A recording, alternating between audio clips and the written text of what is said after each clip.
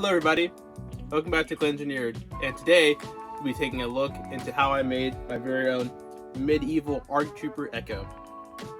This is the start of a new series where we'll be painting a bunch of figures, such as Halo figures, Star Wars figures, and anything else in between.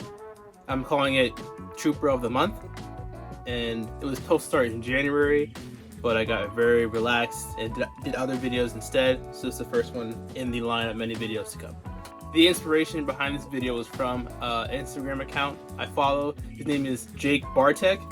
He does a lot of medieval pictures as well as other caricatures of people from a lot of sci-fi shows, and he had one of Echo as well as a bunch of the other clone troopers, and I really wanted to make one, and I've been thinking about how I would do it for a couple of months, and then I ran into some Lord of the Ring figures in my local comic book shop, and I bought them, and here we are.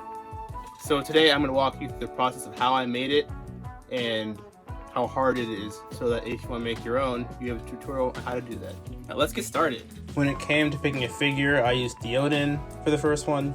I thought that he embodied everything I wanted Echo to look like, as well as the paint scheme and pattern he had on his armor, which would look really good in the paint that I would add to it.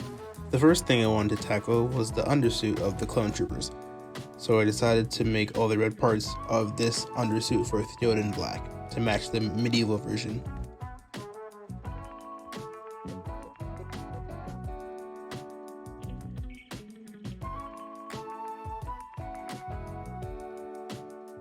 While the undersuit was drying, I decided to start on the skirt to make sure that it was the right shade of black, so that when I did the other accents, it did not look out of place due to it not being painted correctly. After I was done painting all the black parts that I needed to paint, I decided to move on to the white accents on the skirt. I decided to start these out with a white base and then go back over it in blue to make the accents of the horses pop out more for the overall finish. However, I will not add the blue paint until the very end of this.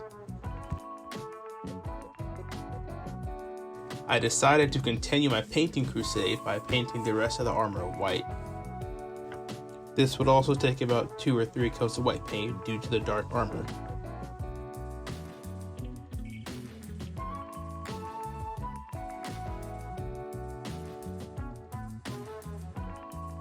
For some odd reason, it took me this long to get annoyed with having to continuously move the sword sheath out of the way, so I decided to tape it with masking tape so that if it were to accidentally get painted, it would not mess up the sheath.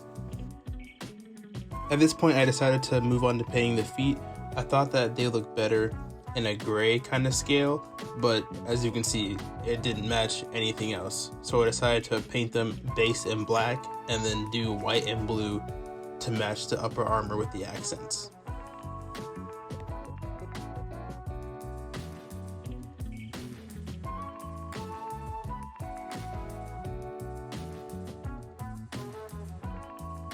Next, after the white paint was dry, I decided that it was time to paint all the blue accents. This took a while, and it took a lot of layers of paint so that the blue would stand out and not look wishy-washy, but I really like how it turned out in the end. So apparently my footage for me making the helmet for the figure got completely deleted, so I don't have any of it. However, I just want to say that making the helmet took about 3 tries to get it the right size, and modeling it took about 3 hours to make it the right type of helmet I wanted for this figure. Speaking of 3D printing, I also had to remodel the pauldron and the chest armor in a medieval style format. The first time going through, I thought it was the correct size. However, as you can see, it wasn't. So I had to go back again, make some more renditions, and make it the correct size to fit on the figure. When it came to painting the blue hand and the blue accent on the armor, I decided to put a coat of gray first and then go over it in blue until I got the right shade of blue. That way, it took less time and less painting. And after some more minor details, the ARC Trooper was done.